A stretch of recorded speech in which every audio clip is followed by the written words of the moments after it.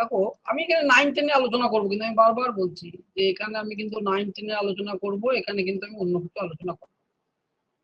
তাহলে দেখো এই যে তোমার এই পার্টটা, প্রথমে ধরো এই একটা পার্ট, এটা কিন্তু যথেষ্ট বড় পার্ট। কিসের পার্ট আছে এটা? এটা আছে mechanics and general properties of metal. এবার এখানে অনেক ব্যাখ্যা করে লেখা আছে, কিন্তু এর ভেতরেও অনেক জিনিস আছে, যেমন ভেক্টর থেকে ডাইমেনশন কথাটা লেখা নাই, তখন এটা প্রায় 2000 এটা 1998 সালের প্রথমকার দিকেরই এই সিলেবাস তৈরি করা, তখন এই ডাইমেনশন ব্যাপারগুলো এত থাকতো না, কিন্তু ডাইমেনশন করতে হবে, ঠিক আছে, ডাইমেনশন করতে হবে, ডাইমেনশন থেকেই সবকিছু শুরু হয়। তারপরে ভেক্টর, তারপরে এখান থেকে নিউটনস এর লটো আছে, আর্কিমিডিস এর প্রিন্সিপাল, ভিসকোসিটি, সারফেস টেন্সর, এরকম ডিটেইলস আছে। এটা একটা বড় পার্ট, আমাদের 60 নাম্বার কোশ্চেন থাকবে। 60 নাম্বারের মধ্যে ফিজিক্সে আমাদের কাছে খবর যে 30 নাম্বার থাকবে, অর্ধেক অর্ধেক কোশ্চেন, সেটা 29 আর 31 হতে পারে, 19-20 হতে পারে কেমিস্ট্রিতে, কিন্তু আমরা ধরে নেবো পুরোপুরি 50% থাকবে, 30টা নাম্বার কোশ্চেন। 30টা কোশ্চেন থাকলে কিন্তু এখান থেকে কিন্তু অনেক কটা কোশ্চেন আসবে, 4-5 খানা কোশ্চেন কিন্তু এই জায়গা থেকে আসবে। এবং এই জায়গায় কোশ্চেন, এসএসসি কোশ্চেন কিন্তু খুব স্ট্রেট ফরওয়ার্ড হয়। স্ট্রেট ফরওয়ার্ড মানে এমন কিছু নিট জয়েন্ট এন্ট্রান্স এরকম না।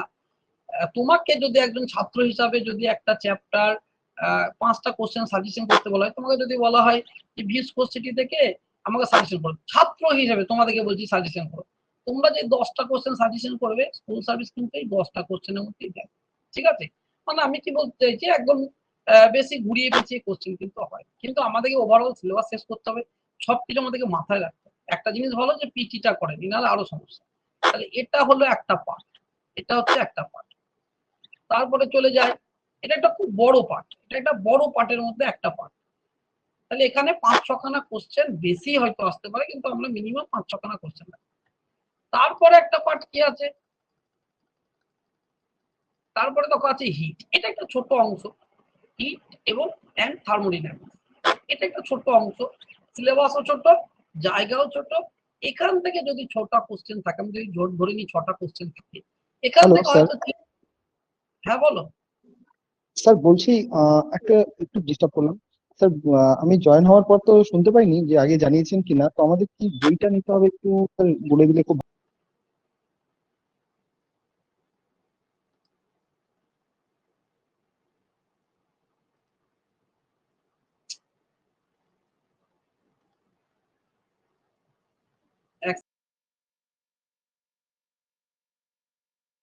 প্রথমে আমাদেরকে আগে সিলেবাসটাকে দেখতে হবে, তারপর আমি যে বইয়ের কথা বললে সেই বইয়ের কথা আমি দেখব, সেই বইয়ের কথা আমি দেখবো, কি কি বই টই পড়বো, সে সমস্ত কথা বলবো, সেই লিঙ্ক আমি পাঠিয়ে দেবো, কোনটা অথেন্টিক কতটা নাকি। তাহলে এখান থেকে অনেকটা কোশ্চেন পড়বে, কিন্তু হিট অ্যান্ড থার্মোডাইনামিক্স এইটা তুলনামূলকভাবে অনেকটাই ছোট, এটা অনেকটাই ছোট। কিন্তু মেকানিক্স এর কোশ্চেন তোমাদের আটকে গেলেও 2-একটা আটকাতে পারে, কিন্তু আমি আশা করব এইখানকার কোশ্চেন যেন একটাও না আটকায়। এখানে 3 থেকে 4টে যা কোশ্চেন দেবে, এখানকার কোশ্চেন যেন একটাও না আটকায়। হ্যাঁ, কারণ এখানকার কোশ্চেন একটু ঘুরিয়ে পেঁচিয়ে হলেও হতে পারে, কিন্তু এখানকার কোশ্চেন কোনো ঘুরিয়ে পেঁচিয়ে হবে না, একদম সোজা সাপটা কোশ্চেন হবে, এবং এই পড়াটাও খুব সোজা সাপটা। তাহলে এখানকার কোশ্চেন যেন একদম না আটকায়। এরপর আছে, তাহলে এটা হলো 2 নম্বর, দুটো পার্ট গেল। তারপরে আসছে, লাইটের চ্যাপ্টার। লাইটটা এখানে দুটো অংশে ভাগ করা আছে, একটা হচ্ছে জিওমেট্রিক্যাল অপটিক্স, আর একটা হচ্ছে ফিজিক্যাল অপটিক্স। ফিজিক্যাল অপটিক্সে শুধু ইন্টারফারেন্স আর ডিফ্রাকশন আছে, ঠিক আছে। ডিফ্রাকশন থেকে সেরকম কোশ্চেন আসে না, খুব সিম্পল আসে, কিন্তু ইন্টারফারেন্স থেকে অনেক কোশ্চেন আসে, এটা হলো জিওমেট্রিক্যাল পার্ট। এখান থেকেও এটা বড় অংশ, এটা যে 3 নম্বর, কিন্তু এটা বড় অংশ। এখান থেকেও 5-6টা কোশ্চেন যদি আসে, সেই 5-6টা কোশ্চেনের মধ্যে কিছু কোশ্চেন কিন্তু তোমাদের আটকাতেই পারে।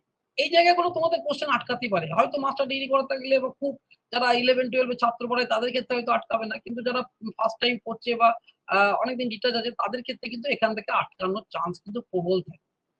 যেমন এক্ষেত্রে বললাম, এইখানে একটা কোশ্চেন তোমাদের যেন না আটকায়, এবং এখানে আটকাবেও না, কিন্তু এখানে আটকালেও আটকাতে পারে, ঠিক আছে।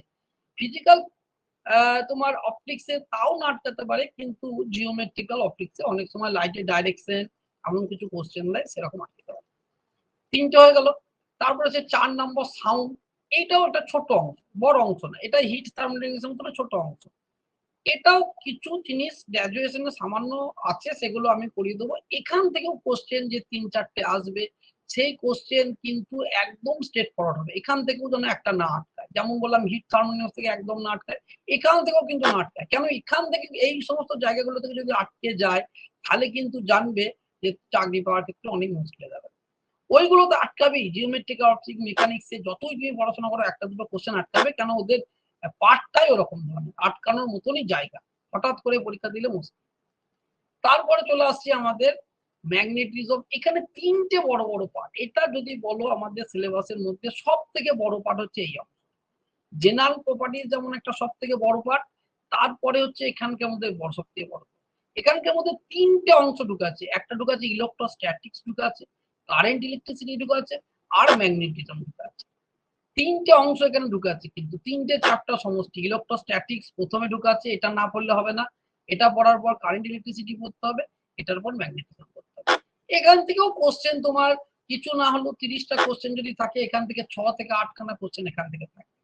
ম্যাগনেটিজম থেকে হয়তো একটা থাকলো, এখান থেকে দুটো থাকলো, এখান থেকে ৩টে থাকলো, এরকম ধরনের থাকবে। ১৯-২০ হতে পারে, এখানে ৩টে, এখানে একটা, এখানে দুটো থাকতে পারে, কিন্তু এই অংশ হতে হবে। কিন্তু এখান থেকেও কোশ্চেন তোমরা পাবে, এখান থেকে আটকানোর চান্স কম। হয়তো লিটা যাচ্ছ বা ভুলে গেছো এ হতে পারে, কিন্তু এখান থেকে কোশ্চেন কিন্তু আটকানোর চান্স কম। এখান থেকে তোমরা সবই পাবে। তারপরে আরেকটা পার্ট বড় অংশ আছে, সেটা হচ্ছে মডার্ন ফিজিক্স। মডার্ন ফিজিক্সটাও একটা বড় অংশ। মডার্ন ফিজিক্সও একটা বড় অংশ, সেটা হচ্ছে যে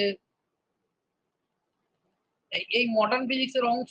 এখানে তোমার অনেক কিছু আছে। এবার এই জায়গাটায় অনেকের গন্ডগোল লাগে, মডার্ন ফিজিক্স এর অংশ একটা অনেক কিছু গন্ডগোল লাগে, যে কিচিবিচি লাগে এই জায়গাটায়, কিন্তু এটা খুব ভালো করে আমি পড়িয়ে দেবো, অসুবিধা কিছু নাই। হয়তো ইলেকট্রনিক্সটা একটু গন্ডগোল হতে পারে, শেষের দিকে হতে পারে, এইখানে তোমাদের কোশ্চেন আটকাতে পারে, আমারও আটকায়, আমারও ব্যক্তিগতভাবে এই জায়গাতে একটু প্রবলেম হয়। এখানে অনেক রকম কারেন্ট সার্কিট টাকিট হয়, কিন্তু অনেকেই আবার এই জায়গায় প্রেফারেন্স দেয়। কিন্তু বাদ বাকি X ray, Bohr model, quantum mechanics, এখানকার যে কোয়ান্টাম মেকানিক্স আছে, এটা একদম বেসিক লেভেল, একদম বেসিক লেভেল। ঠিক আছে, যারা আবার 11-12 এখানে আবার হায়ার লেভেলের অনেক কিছু আছে। এখান থেকেও মোটামুটি সমস্ত কোশ্চেনে পাবে। ৪-৫খানা কোশ্চেন যদি থাকে, একটা দুটো কোশ্চেন আটকালে ম্যাক্সিমাম নাম্বার এখানে পাবে। তাহলে কোন জায়গায় জোর দিতে হবে, কোন জায়গায় আমাকে করতে হবে, সেটা তোমরা বুঝতে পারলে। মোটামুটি ১-২, একটা, দুটো, তিনটে, চারটে, পাঁচটা, ৬টা পার্ট। তাহলে এই ৬টার মধ্যে ৩টে হলো বড়, ৩টে হলো একদম বিগ, আর ৩টে হলো স্মল। ৩টে হলো একদম বিগ। কে কে ৩টে বিগ? একটা হচ্ছে এই যে মেকানিক্স জেনারেল প্রপার্টিজ অফ মেটার, এটা হচ্ছে খুব বড় একটা পার্ট। তারপরে হচ্ছে লাইটের পার্টটা, তারপরে হচ্ছে আমাদের ইলেকট্রোস্ট্যাটিক্স, ম্যাগনেটিজম, ওই পার্টটা। ৩টে বড়। আর ছোট কোন কোন? হিটটা, সাউন্ডটা, আর হচ্ছে মডার্ন ফিজিক্স। এই ৩টে। তাহলে আমি পড়ানোর সময় যেটা করব সেটা হচ্ছে, একটা আমি যখন প্রথম পড়াতাম তখন কি করতাম, একটা ধরতাম টপিকস, এটা ধরলাম, এটাকে শেষ করতাম, হয়তো মাঝে বিরক্ত লাগতো, ছাত্রদের বলতো স্যার একই রকম বিরক্ত লাগছে, তখন আমরা চেঞ্জ করে অন্য জায়গায়। কিন্তু যেহেতু ৩ মাসে শেষ করতে হবে, ৩টে বড় বড় অংশ, ৩টে ছোট ছোট অংশ, তাহলে আমার পড়ার সঙ্গে সঙ্গে তোমাদেরও যাতে পড়ার সুবিধা হয়, সেই জন্য আমরা কি করব, যে একটা বড় অংশ পড়বো একদিন, সপ্তাহে ২ দিনের মধ্যে, আর একটা ছোট অংশ পড়বো। ঠিক আছে, যেমন একদিন আমি ডেট বলে দিচ্ছি, কি কি বারে ক্লাস নেবো, কখন থেকে ক্লাস নেবো, কিনো সব বলে দিচ্ছি, কি কি বই পড়তে হবে সব একে একে যাচ্ছে। একটা আমরা বড় অংশ ধরবো, আর একটা ছোট অংশ ধরবো। তাতে তোমাদের কষ্ট হবে, তোমাদের প্রেসার হবে, কিন্তু এই প্রেসারটা না হলে সিলেবাস শেষ হবে। আমি যদি ধরো এইটা ধরি পড়াতে পড়াতে আগাতে থাকি, তাহলে কি হবে, এটা পড়িয়ে যাবো, এটা পড়িয়ে যাবো, পড়িয়ে যাবো, পড়িয়ে যাবো, তোমরা কিন্তু অন্য কোনো কিছু পড়বে না। হয়তো ২-৪ জন খুব কনসাস আছে, তারা পড়বে, বাদ বাকি কিন্তু মনে করবে স্যার যা বলছে তাই পড়ি, স্যারের সঙ্গেই চলি। স্যারের সঙ্গে চলতে চলতে কি এটা পড়তে যাবে, অন্য কিছু পড়বে না। আবার ধরো এটা শেষ হয়ে গেল, এটা যখন পড়তে যাবে, তখন দেখবে এটাও খানিক কিছুটা ভুলে গেছো, আর পরের গুলো তো পড়ছোই না। কিন্তু তোমাদের উপর প্রচন্ড প্রেসার হবে, কিন্তু প্রেসার তো নিতেই হবে, আমার হাতে তো কিছু নাই, ৩ মাসের মধ্যে পরীক্ষা। তাহলে একটা দিন এটা পড়বো, একটা দিন ধরো সাপোজ এটাই পড়ছি, ২ দিনে দুটো পড়ছি, তাহলে তোমরা অল্টারনেট করে এটাও পড়াশোনা আগাতে পারছো, আবার এটাও পড়াশোনা আগাতে পারছো। তাহলে এভাবে যদি যাই, তাহলে কিন্তু সিলেবাসটা কিন্তু তাড়াতাড়ি হবে, তোমাদেরও কিন্তু সিলেবাসটা শেষ করার একটা তাগিদ, না হলে কিন্তু মুশকিল হয়ে যাবে। এবার আমি ডেটটা বলে দিই কি কি বারে ক্লাস নেবো। তোমাদের দুদিন ক্লাস নেবো, আপাতত দুদিন ক্লাস নেবো। সেটা হচ্ছে একদিন হচ্ছে টুইসডে মঙ্গলবার 8 PM থেকে 9 PM পর্যন্ত নেবো। এটা 9:30 হতে পারে, টানা 1.5 ঘন্টা বকা তো খুব মুশকিল। আমি 8টা থেকে স্টার্ট করবো, 9টা পার হয়ে যতক্ষণ হবে সেটা 9টা থেকে ম্যাক্সিমাম 9:30, ম্যাক্সিমাম 9:30, ঠিক আছে? তার আগেও হয় 9টা 10, 15, 20, যেমন যেমন হবে, যেমন যেমন শারীরিক কন্ডিশন থাকবে, যেমন যেমন পড়া থাকবে সেরকম শেষ করবো। 8টা থেকে স্টার্ট করবো, ধরে রাখবেন 9:30 পর্যন্ত ক্লাস হবে। এটা হলো একটা। আর একটা নেবো স্যাটারডে, সেটা কটা থেকে নেবো? সেটা নেবো 8টা থেকে, ওই একই টাইম 9টা ওই 15 পর্যন্ত টাইম ধরো, এটা 9:30 পর্যন্ত চলতে পারে ম্যাক্সিমাম। সেক্ষেত্রে 9:15 তো চলবেই, কোনোদিন 9:30 হতে পারে, কোনোদিন আগেও শেষ হতে পারে, যেমন যেমন শারীরিক কন্ডিশন এবং যেমন যেমন তোমাদের ইন্টারেস্ট, যেমন যেমন সিচুয়েশন সবকিছু থাকবে সেরকম একটু বেশি করেই করতে হবে। আমি আপাতত 15 দিন তোমাদের কোনো মক টেস্ট নেবো না, আপাতত 15 দিন মক টেস্ট নেবো না। এখন যদি এই মুহূর্তে মক টেস্ট আরম্ভ করি, আমরা সব পিডিএফ রেডি করা আছে, তাহলে তোমাদের মধ্যে একটা আলাদা রকম টেনশন হবে, হতাশ হবে। তোমরা আপাতত 15 দিন নিজেদের পড়াটা কিছুটা গুছিয়ে নাও, নিজেদের পড়াটা কিছুটা গুছিয়ে নাও। গুছানোর পরে 15 দিন পরে মক টেস্ট নেবো। কেমন করে মক টেস্ট নেবো? ধরো অর্ধেক পড়া হয়েছে, ধরো অর্ধেক পড়া হয়েছে, আমি যতটা পড়া হয়েছে ততটার উপরে 30টা কোশ্চেন সেট করবো। তাহলে এদিকে অর্ধেক হচ্ছে, এদিকেও অর্ধেক হচ্ছে, আমি 30টা কোশ্চেন এদিক থেকে আর এদিকে মিশিয়ে 30টা কোশ্চেন সেট করবো। সেই মক টেস্ট হবে, সেই মক টেস্টে হয়তো 30 নম্বরের মধ্যে কেউ 5 পেলো, কেউ 25 পেলো, কেউ 30-এ 30ই পেলো, কেউ 29-এ পেলো। তোমরা নিজেদের গ্রুপের মধ্যে আগে যে সব থেকে বেশি পেয়েছে, মানে সে সব থেকে ভালো পেয়েছে, সে তাদের কোয়ারি গুলো নিজেদের মধ্যে ডিস্ট্রিবিউট করবে। যে পারবে না, সে এটা কেন হলো তারা খাতায় করে দেবে, নিজেদের মধ্যে মিউচুয়ালি দেখাবে, তাহলে অনেকটা তোমাদের সুবিধা হয়ে যাবে। তারপরে আমি কোনো একদিন আমি দিয়ে দেবো, সেটা মর্নিং এ, সেটা সকালে, আর রাতে হবে না, কারণ আমার রাতে 6 দিনই ক্লাস হয়ে যাচ্ছে। তখন একদিন মর্নিং এ 7টা থেকে 8:30 পর্যন্ত বা 8টা পর্যন্ত ওই যে ডাউট ক্লিয়ারিং থাকবে সেগুলো আমি ক্লিয়ার করবো। ঠিক আছে? হয়তো মিনিমাম 10টা সবাই পেরেছে, তারপরে পাচ্ছে না, তাহলে আমাকে বাদ বাকিগুলো তো ক্লিয়ার করতে হবে। হয়তো কেউ করে দিয়েছে খাতাতে, কিন্তু সে বুঝে নিয়েছে, কিন্তু তোমরা তো বুঝতে পারছো না, সেটাকে আমাকে ব্যাখ্যা করে দিতে হবে। তাহলে মক টেস্টে ক্লাসও স্টার্ট করবো তোমাদের। মক টেস্টটা সব থেকে মাস্ট। এই মুহূর্তে 3 মাসের মধ্যে সিলেবাস শেষ করতে গেলে সব থেকে বেশি জোর দিতে হবে মক টেস্টের উপর, সব থেকে বেশি। কিন্তু কিছু পড়াশোনা না করলে তো হবে না। তোমাদের ব্যাচের যেমন অনেকেই যজন আছো, অনেক 5-7 জন আমার অনেক পুরনো ছাত্র, তারা কিন্তু অনেক পড়াশোনা করে, কিছু পড়াশোনা করাতে দেখলে তাদের অনেকটা আগিয়ে যায়। কিন্তু একদম যারা নতুন আছো, আমি ধরে নিলাম তোমরা সবাই জিরোতে স্টার্টিং হয়ে আছো, আমি কাউকে আগে পেছু ধরছি না। তাহলে জিরোতে স্টার্টিং হিসেবে ধরলে কিছুদিন 15 দিন একটু পড়াশোনা করো, তারপরে তোমাদের এই নিয়ে মক টেস্টটা আরম্ভ করব। এবং অনলাইনে মক টেস্ট হবে, অফলাইনেও মক টেস্ট হবে, দুটো মক টেস্ট হবে। কি করে কি মক টেস্ট হবে সেটা আমি তখন সময়, দেখো তোমাদের দুটো পিডিএফ আমি শেয়ার করেছি, একটা হচ্ছে ডাইমেনশন, একটা হচ্ছে ভেক্টর। আমি জানি না কতটা শেষ করতে পারবো, তাও দেখবে দুটো এখানে আমি শেয়ার করি, ডাইমেনশন আর ভেক্টর। ডাইমেনশন অ্যানালাইসিস ব্যাপারটা খুব একটা সিলেবাসে নাই। আমাদের রাজ্যেও ডাইমেনশন অ্যানালাইসিস থেকে প্রথম যখন আমরা পরীক্ষা দিই, তখন ডাইমেনশন অ্যানালাইসিস ছিলই না, কোশ্চেনও আসতো না। ইদানিং যবে থেকে মাল্টিপল চয়েস কোশ্চেন হয়েছে, তখন তো কেভিএস, জেএনবি, যে সমস্ত সেন্ট্রাল গভর্নমেন্টের পরীক্ষাগুলো হয় এবং পার্শ্ববর্তী রাজ্য যে পরীক্ষাগুলো হয়, তাতে তো আসেই, তাতে তো কোশ্চেন থাকেই। সঙ্গে আমাদের রাজ্যেও দু একটা ডাইমেনশন অ্যানালাইসিসে দেওয়ার একটা প্রবণতা হয়েছে। যেমন আমি এক সালে দেখেছিলাম কোশ্চেনের মধ্যে যে কোএফিসিয়েন্ট অফ ভিসকোসিটি একটা ডাইমেনশন অ্যানালাইসিস দিয়েছে, 9-10 লেভেলে, ঠিক আছে, দিয়েছিল। সুতরাং ডাইমেনশন অ্যানালাইসিসটা করতে হবে, এবং এটা এখন দেখছি জয়েন্ট এন্ট্রান্স, নিট সবাই গুরুত্ব দিয়েছে, এখান থেকে খুব ভালো ভালো কোশ্চেন, কঠিন কঠিন। ডাইমেনশন অ্যানালাইসিস মানে হচ্ছে মাত্রা বিশ্লেষণ। আমাদের এখন 9-এর বই এটা পেয়ে যাবো, স্কুলে 9-এর বই পেয়ে যাবো, কিন্তু 9-এর বই আমরা জ্ঞানটা পেলেও ডিটেলসে কঠিন জিনিসগুলো আমাকে উঁচু ক্লাসে করতে হবে। এখানে থিওরি কিছু কোশ্চেন আসবে না, এখান থেকে যেটা আসবে সেটা হচ্ছে প্রবলেম। ওয়াইসিটির বইটাই প্রচুর প্রবলেম করাচ্ছে, এইচএস এর বইও প্রচুর প্রবলেম করাচ্ছে। এবার জিনিসটা আমি বুঝি, মাত্রা বিশ্লেষণ মানে হচ্ছে যে সমস্ত রাশিগুলোকে আমরা পরিমাপ করতে পারি, তাদেরকে আমাদের 3টে যে মূল রাশি, ভর, দৈর্ঘ্য আর সময়, এই 3টে দিয়ে লিখতে হবে। ঠিক আছে? কিসে কিসে লিখতে হবে? এম, এল আর এম। কেন? ভর হচ্ছে আমাদের একদম মানে মূল রাশি, বা এর এককে আমাদের মূল একক বলা হয়। তার কারণ হচ্ছে এই ভর কারোর উপর নির্ভরশীল নয়। ভরের ইংরেজি মাস, সেই মাস থেকে প্রথমে বড় হাতটাকে এম নিচ্ছে। ঠিক একই রকম ভাবে দৈর্ঘ্য কারণ নয়, তার জন্য দৈর্ঘ্য লেন্থ এটাকে এল নেওয়া হয়। আর টাইম টি, এইটা আমরা 9 পর্যন্ত পড়েছি। তারপরও আমরা দেখেছি কারেন্ট এটাকে আই দিয়ে লেখা হয়, এটাও একটা মূল রাশি। তারপরে হচ্ছে টেম্পারেচার থিটা দিয়ে লেখা হয়, এটাকেও একটা মূল রাশি হিসাবে গণ্য করা হয়। এবার এই ডাইমেনশন অ্যানালাইসিস করতে গিয়ে আমাদেরকে কিছু জিনিস জানতে হবে। যেমন হচ্ছে প্রথমে জানতে হবে principal of homogeneity of dimension. প্রথম হচ্ছে কিছু সোজা স্যার সোজা স্ক্রিন দেখাচ্ছে। বলো, তখন দেখবে ইয়ে হয়ে। এবার যেটা বলছিলাম যে কিছু একদম বেসিক ডাইমেনশন, একদম বেসিক জিনিস, মানে স্কুলের 9-10 এর বই আছে সেরকম ডাইমেনশন এখানে করা আছে।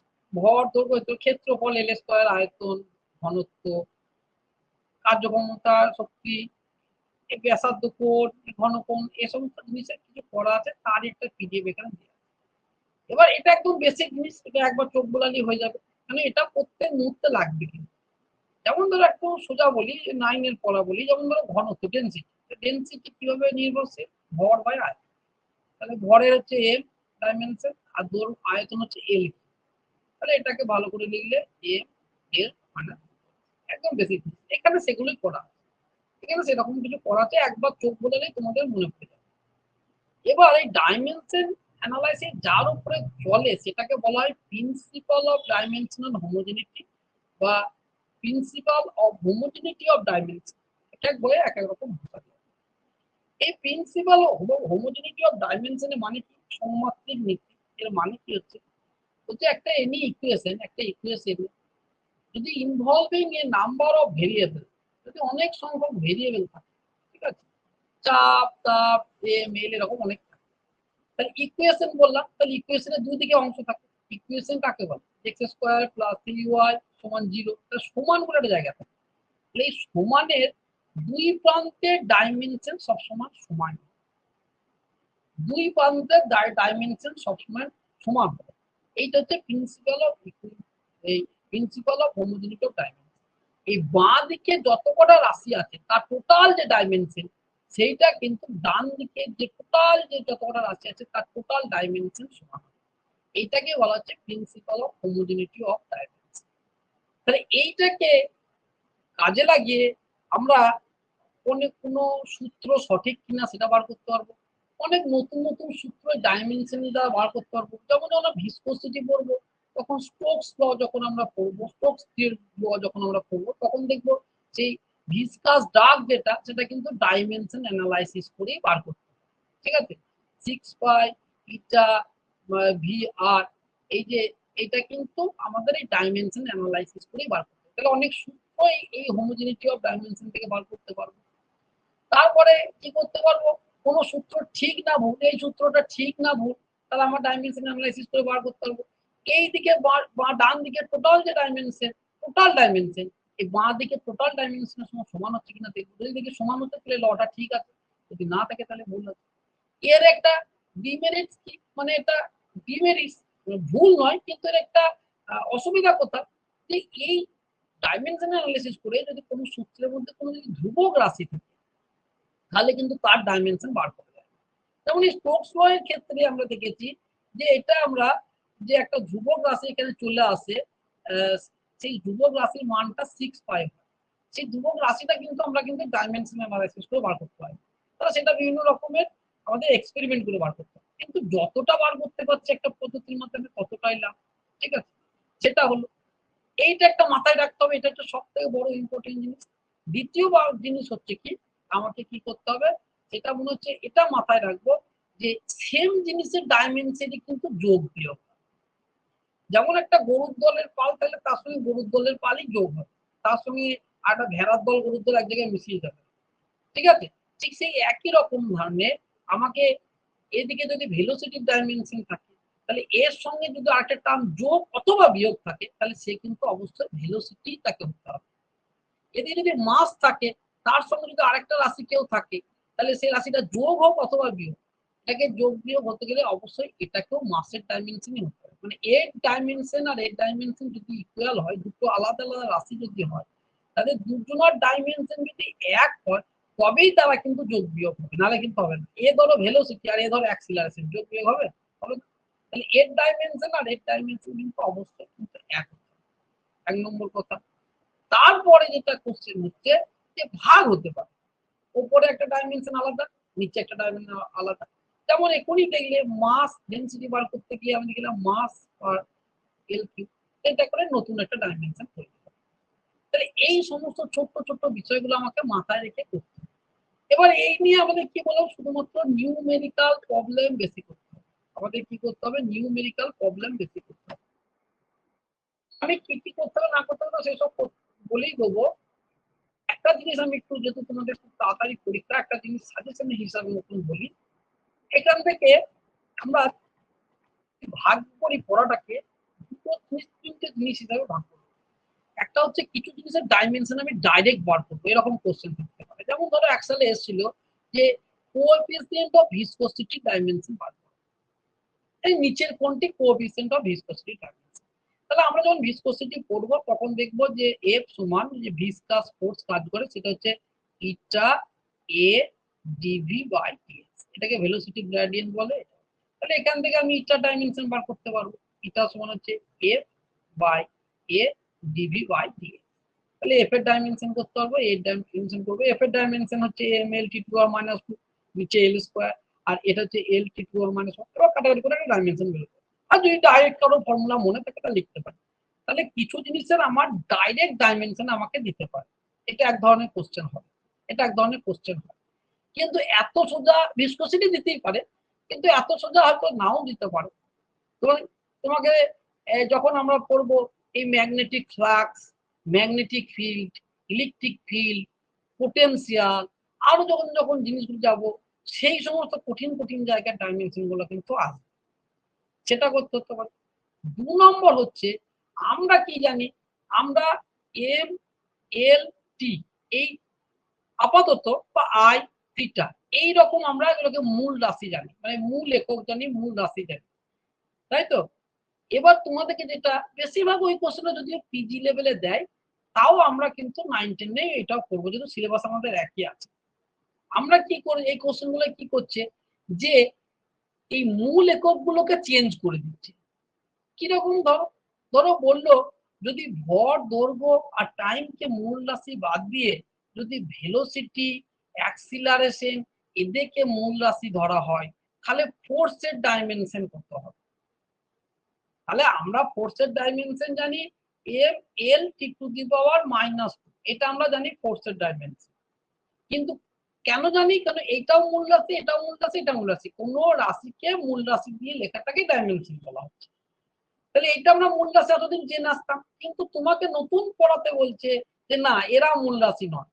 তুমি ধরে নাও ভেলোসিটি মূল রাশি, অ্যাক্সিলারেশন মূল রাশি, তাহলে তোমার ফোর্সের ডাইমেনশন কিরকম হবে? তাহলে তাহলে ফোর্সকে তোমার ভেলোসিটি অ্যাক্সিলারেশন দিয়ে লিখতে হবে, ভেলোসিটি আর অ্যাক্সিলারেশন দিয়ে লিখতে হবে।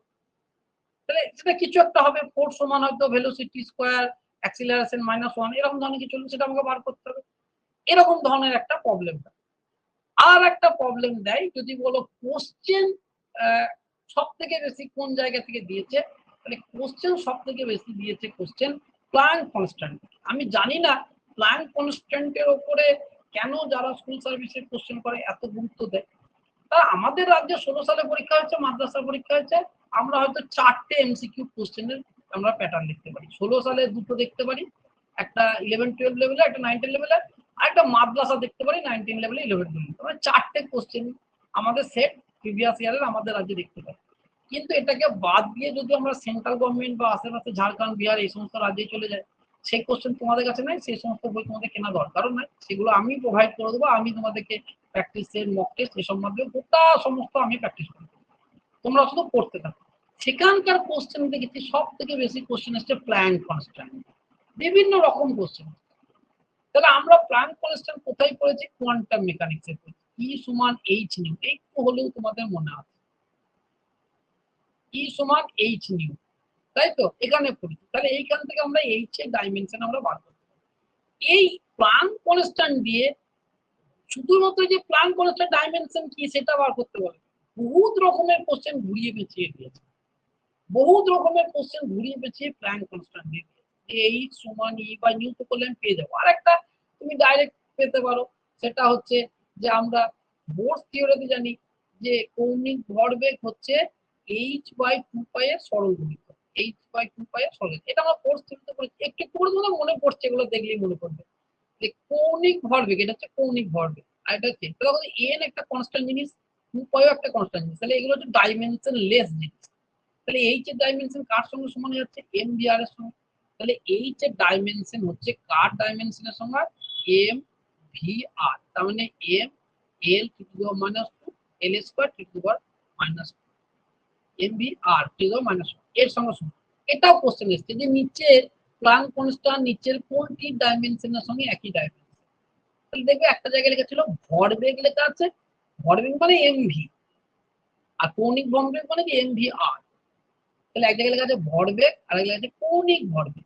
তাহলে এই যে আমরা বোর্স থিওরি থেকে বুঝতে পারছি, বা এখান থেকেও যদি তুমি ডাইমেনশনটা বার করো এই সমান ই বাই নিউ করো, দেখবে এর ডাইমেনশনটা যা হবে কৌণিক ভরবেগের ডাইমেনশনটা কিন্তু একই। এটা সব থেকে কোশ্চেন এসছে।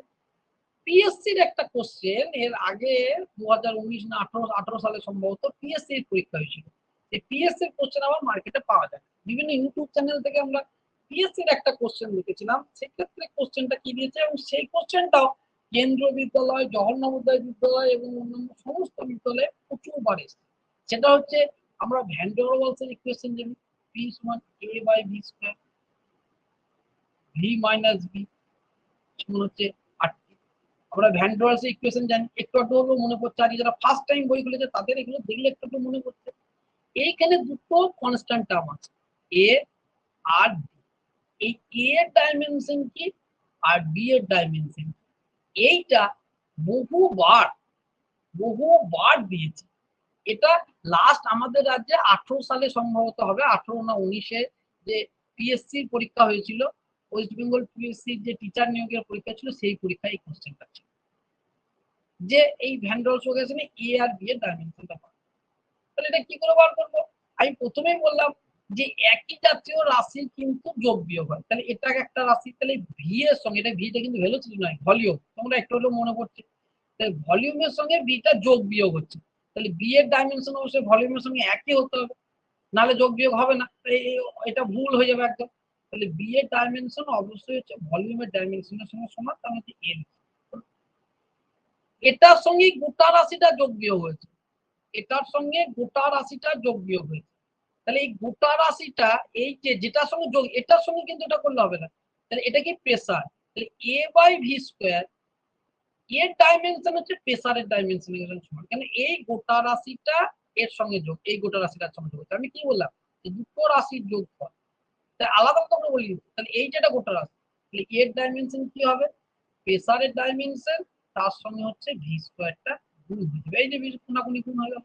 তাহলে প্রেসার মানে হচ্ছে যদি মনে থাকে তো ভালো কথা, না হলে একবারে করবে force by area M L to the power minus two পাই L square into L to the power 6, কেন ভি এর হচ্ছে এল কিউ, তাহলে তার স্কয়ার 6, এটা কেটে গেলে এল টু দি পাওয়ার 4, তাহলে হচ্ছে M L to the power 5 T to the power minus 4 T to the power minus 2, তাহলে এটা হচ্ছে, তাহলে এটা হচ্ছে এর ডাইমেনশন, এটা হচ্ছে বি।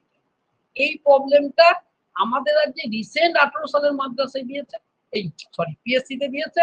আর অন্য রাজ্যে যদি দেখো 1 বছর 2 বছর অন্তর অন্তর করে বিহার, ঝাড়খণ্ড, উত্তরপ্রদেশ কেন্দ্রীয় বিদ্যালয়, জল নদীর ঘুরিয়ে পেঁচিয়ে দিচ্ছে। আর সব থেকে বেশি কোশ্চেন দিচ্ছে প্ল্যান কনস্ট্যান্ট।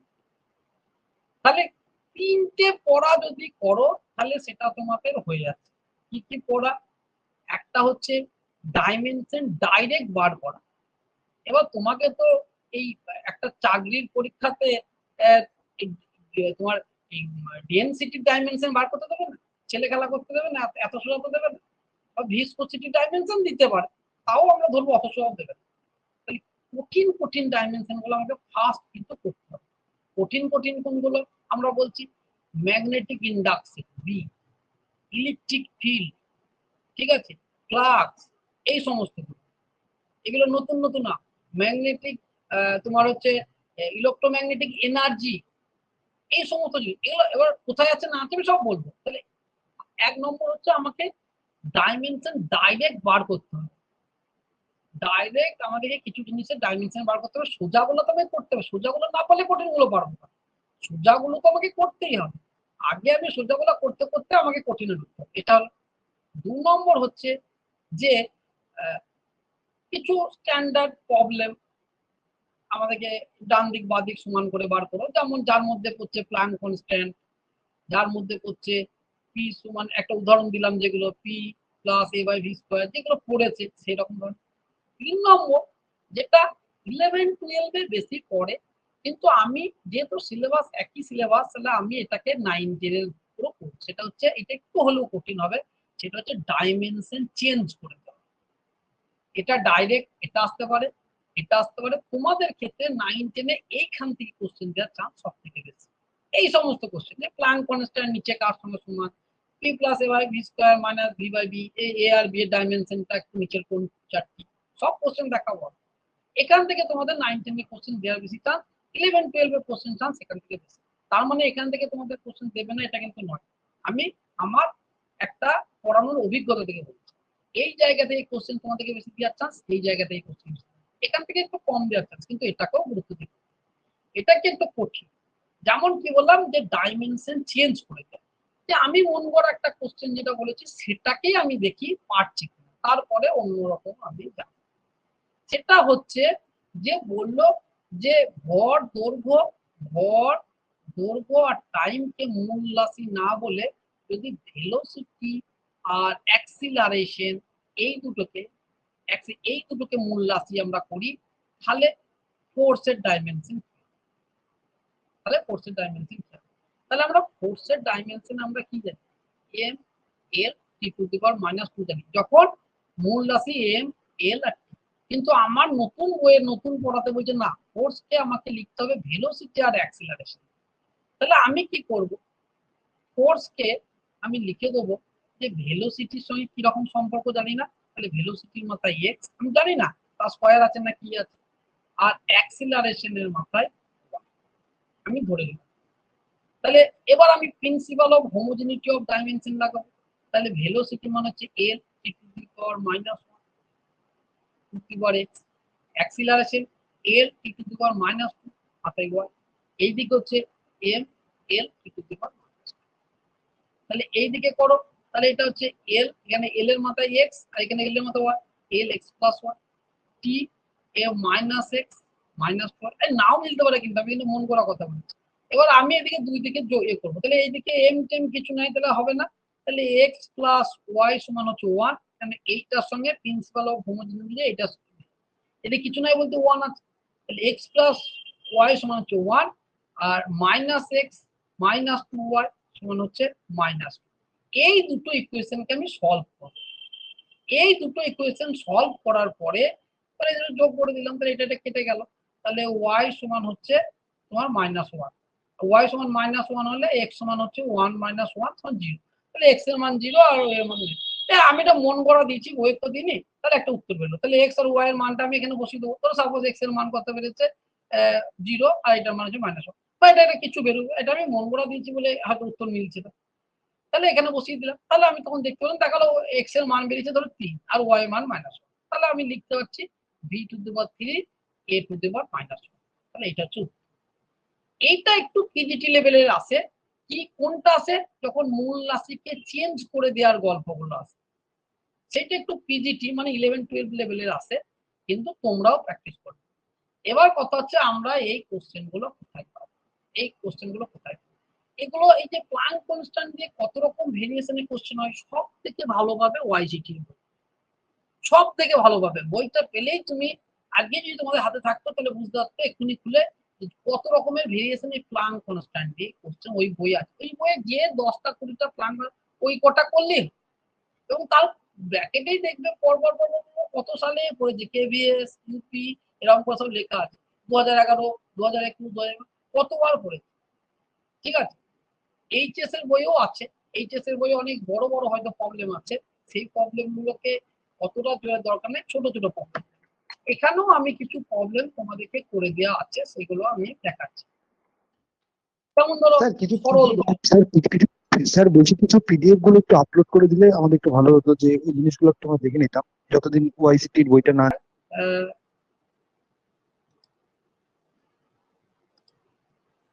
যেমন ধরো একদম, যেমন ধরো এই যে সরল দোলকে, এটা একদম জিনিস, সরল দোলকে দোলনকাল, এটা তো আমরা জানি 2 π2 L/, তাহলে এগুলো বিভিন্ন ক্লাসিক্যাল মেকানিক্স থেকেও বার করা যায়, কোয়ান্টাম মেকানিক্স থেকেও বার করা যায়, আবার নর্মাল নিয়ম অনুযায়ী বার করা যায়, কিন্তু এটা আমরা বার করবো ডাইমেনশন। ডাইমেনশন দিয়ে বার করতে গেলে কি করতে হবে, আমরা টি সমান ধরে নেবো যে দৈর্ঘ্যের সঙ্গেও নির্ভর করছে, আবার এই যে অ্যাক্সিলারেশন ডিউ টু গ্র্যাভিটি এর সঙ্গে নির্ভর করছে, দিয়ে টি দিয়ে L⁴ y/g⁴ এবার এইটা লেন্থ তো হয়েই আছে, এটা অ্যাক্সিলারেশনের ডাইমেনশন লিখবো, এই দুই দিকে দেখো এক্স ওয়াই জেড হলো, সে দুটোকে ইকুয়েশন করবো, আমি পেয়ে যাবো। এখানে ডিমেরিটস কি বলেছিলাম, এই যে কে এর মানটা নির্ণয় করা যায়, কে এর মানটা যে 2π হয় সেটা কিন্তু এই ডাইমেনশন অ্যানালাইসিস করে পাওয়া যায় না, এটা একটা ডিমেরিট, সেটা আমার দেখা দরকার নেই। তাহলে আমি কি করবো, দুই দিকের ডাইমেনশন গুলোকে যোগ করব, দিয়ে বাঁ দিকের সঙ্গে ইকুয়েশন সমান করে পেয়ে যাবো।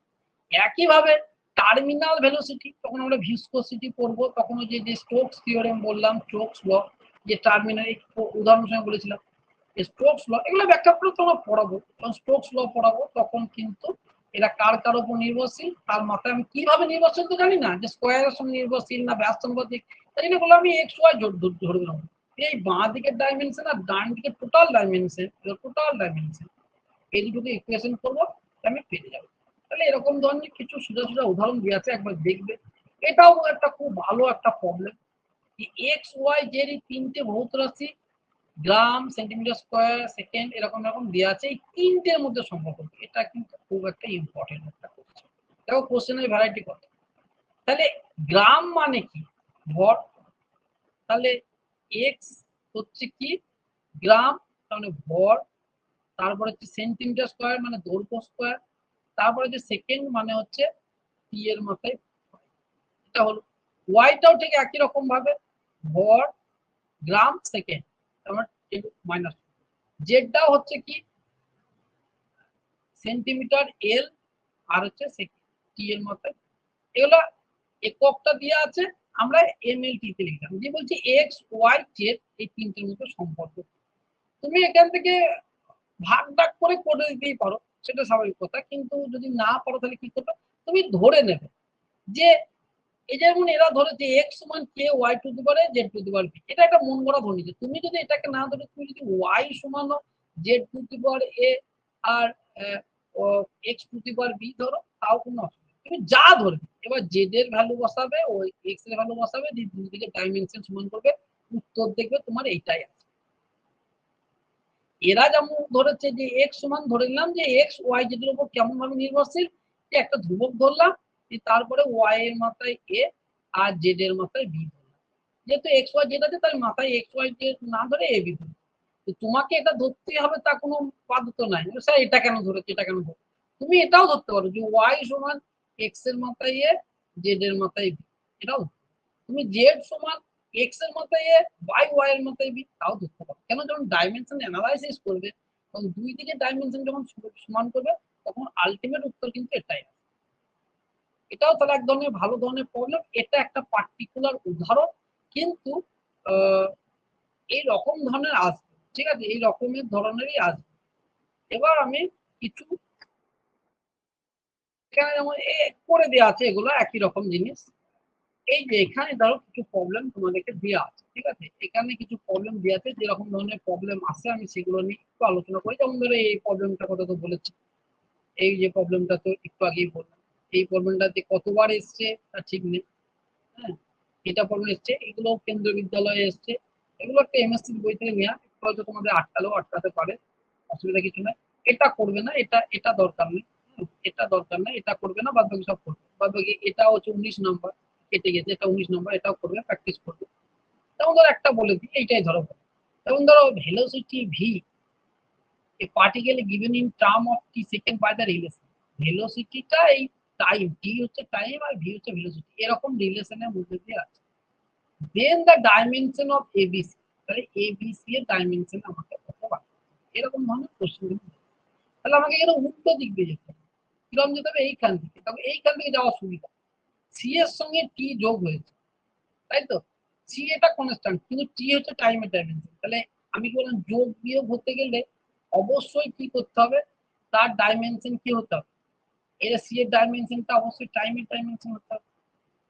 সি এর ডাইমেনশনটা অবশ্যই টাইমের হতে হবে। সি অবশ্যই যদি টাইমের ডাইমেনশন হয় তবে টি এর সঙ্গে যোগ হবে। সি এর ডাইমেনশন হয়ে গেল টাইমের ডাইমেনশন। তাহলে এইখানে যেগুলো করা আছে তার মধ্যে একটাতেই টাইমের ডাইমেনশন আছে এরকম ধরনের, তাইলে তুমি বুঝতে পারছো যে আর বাদ বাকি সি এ কোনটাই টাইমের ডাইমেনশন, তাহলে এটাই উত্তর হবে। তাহলে যখন তোমরা পরীক্ষাতে করবে তখন পরীক্ষাতে এরকম করে উত্তর করবে, আর দ্বিতীয় দুটো যাওয়ার চেক করা দরকার নেই, কেন দেখো আর নেয়, কিন্তু সাপোজ যদি আর একটাতে ঠিক থাকতো তাহলে আবার পরবর্তীকালে করতে হতো, তাই তো? তোমরা যখন শর্টকাট করতে যাবে তখন তখন টি সি টি বলতে একটাই আছে অপশন হিসাবে, তাহলে এটাই উত্তর। তাহলে পরীক্ষার খাতাতে তোমরা এটাই করবে, কিন্তু প্র্যাকটিস করতে গেলে 3টি বার করবে। তাহলে সেটা হয়ে গেল। এবার বি এ বার করতে হবে। বি কেও বার করবো, এইটার সঙ্গে এই গোটাটার ডাইমেনশনটা হচ্ছে এই দিকে ডাইমেনশনের সঙ্গে সমান।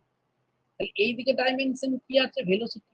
তাহলে বি বাই টি, নিচেটা টোটাল ডাইমেনশন ঠিক, বি বাই টি সমান হচ্ছে velocity L T to the power minus 1।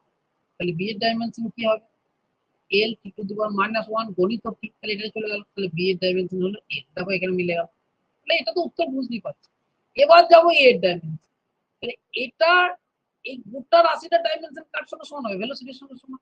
তাহলে এ টি ডাইমেনশন কার সঙ্গে সমান? ভেলোসিটির সঙ্গে। ভেলোসিটি ডাইমেনশন কি? L T to the power minus 1। তাহলে এর ডাইমেনশন কি হবে? L T to the power minus 1 by T to T, তাহলে L T to the power minus 2 হবে। তাহলে এটা যখন তোমরা প্র্যাকটিস করবে 3টেই বার করবে, কিন্তু যখন তোমরা পরীক্ষার হলে থাকবে তখন যদি দেখো সি এর ডাইমেনশনটা আমার হিসাবে টি বেরিয়েছে, কিন্তু কোনোটাতেই টি নেই, একটাতেই টি আছে, তাহলে আমার আর চেক করা দরকার আছে? কারণ এটা তো টি স্কোয়ার আছে, এটা এল টু দি পাওয়ার মাইনাস 2 আছে, এটা এল আছে, তাহলে অবশ্যই এটাই উত্তর হবে, তাহলে আমার আর চেক করা দরকার নেই। কিন্তু সাপোজ এইটা টি স্কোয়ার না থেকে টি থাকতো, তাহলে এই অপশনটা এটাও হতে পারতো অথবা এটাও হতে পারতো, তখন আমাকে আবার দ্বিতীয়টা চেক। তাহলে এই ছোট ছোট টেকনিক গুলো কিন্তু যেমন তোমাদের মাথাতে অবশ্যই থাকে, অবশ্যই থাকে। আমি ডাইমেনশন থেকে, যেহেতু তোমাদের বই এখনো অর্ডার করোনি,